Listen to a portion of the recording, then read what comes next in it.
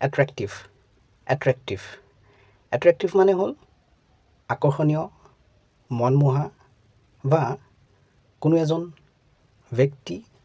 বা বস্তুৰ গুণে আমাক আকৰ্ষিত কৰা অৱস্থা অহা এই দুটা বাক্যৰ সহায়ত আৰু বেছি ভালকৈ বুজি লওঁ নাও এতিয়া Europe is an attractive place Europe এখন আকৰ্ষণীয় ঠাই ইয়াৰ সম্পূৰ্ণ বাক্যটো হ'ব নাও Europe is an attractive place এতিয়া ইউৰোপ এখন আকৰ্ষণীয় ঠাই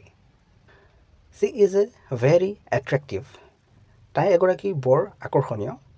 ওমেন মহিলা ইয়াৰ সম্পূৰ্ণ বাক্যটো হ'ব She is a very attractive woman